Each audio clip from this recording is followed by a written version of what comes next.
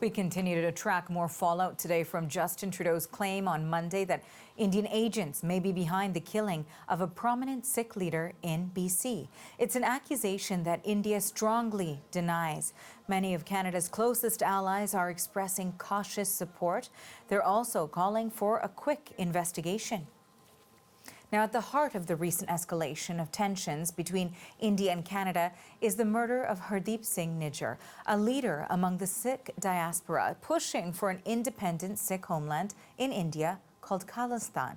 Now, to help us understand the complex and deeply emotional debate surrounding this issue, we've reached Neilesh Bose. He's an associate professor and Canada Research Chair and History at the University of Victoria. Thank you for joining us. Thank you for having me. Okay, so first, Neilesh, I want to start by asking you about the Khalistan movement. What is it? It is many things, but primarily a movement to establish a separate state for Sikhs carved out of a space of the Punjab province of India. Okay, and why is it viewed then, some might deduce why, but why is it viewed by some as being problematic? A variety of reasons. From the official perspective of India, India views it as a secessionist and separatist movement. Many within the Khalistani movement over the years have been connected to violent militant activities and to larger scale work that would undermine India's territorial integrity, sometimes perceived to be working with forces in Pakistan.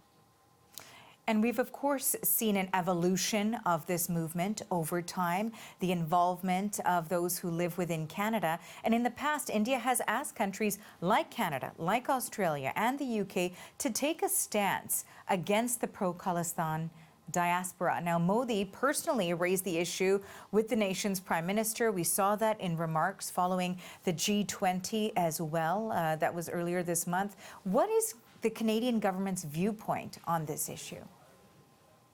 As far as we can tell, the Canadian government's first priority is to protect its citizens, and it views the speech of Canadian citizens as protected. And so whatever Canadian citizens may express regarding their own political understandings, imaginations, and aspirations is seen as protected by Canadian law. And that is how they see the issue.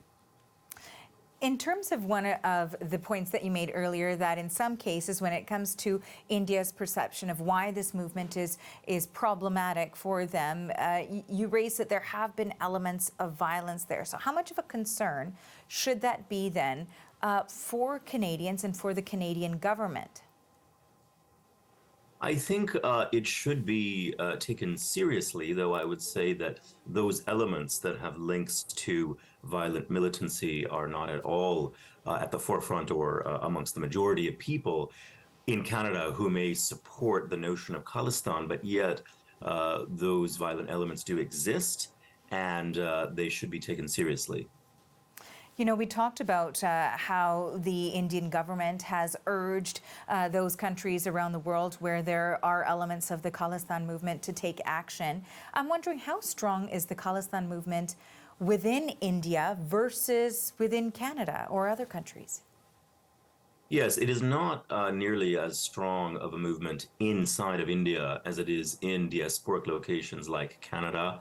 I would say that in the Punjab itself, a site that has seen over the 20th and 21st centuries all sorts of quite brutal violence based on the partition of India in 1947 and various sources of violence in the 1980s and 1990s. The vast majority of people do not see a separate state as a solution to their problems. Rather, they are focused on economic issues, education, jobs, and things like that. So, Neilesh, why is it stronger within Canada than it is in India itself? I think it is stronger in Canada for a variety of reasons. I think the migration patterns into Canada have shown that a vast majority of migrants coming from India and the broader South Asian region have tended to be Punjabi Sikhs, and many carry with them personal relationships and memories of various activities that have affected their own families, individuals who have been kidnapped, who have been tortured, who have been disappeared, who have been murdered by the Indian state.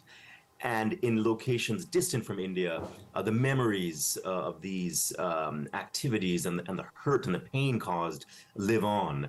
And they form really, I think, the focus of community formation in places like Canada. You know, when Canadians might think of a demographic looking for sovereignty within a country, the obvious comparison might be like, oh, Quebec. Is this something similar as to what we experience when there's discussions around Quebec sovereignty and what we're seeing in regards to sovereignty with Punjab? It is to the degree that India, as a nation state, sees its territorial integrity and it sees its existence as non-questionable. And so any entity that seeks to threaten India's existence would be perceived in the same way that separatist groups would be perceived in a state like Canada.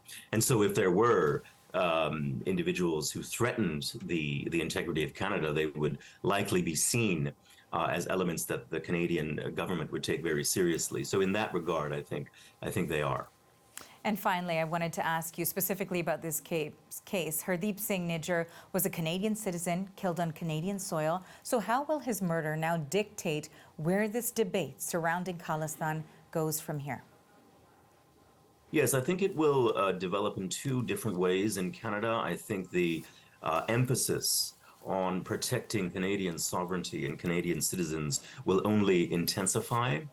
Whereas in India, I think the facets of a figure like Nijjar will only develop more resentment toward the Khalistan movement, such that a figure like him, who was a wanted criminal, had a variety of allegations against him in India, had an Interpol sheet against him. And after his death, there were photos posted of Indian diplomats with incendiary language, implying that they should be killed, threatening the safety of Indian nationals in Canada. These events will only intensify India's, I think, resentment over the situation. Thank you so much for your insights and your time today. We appreciate it. Thank you.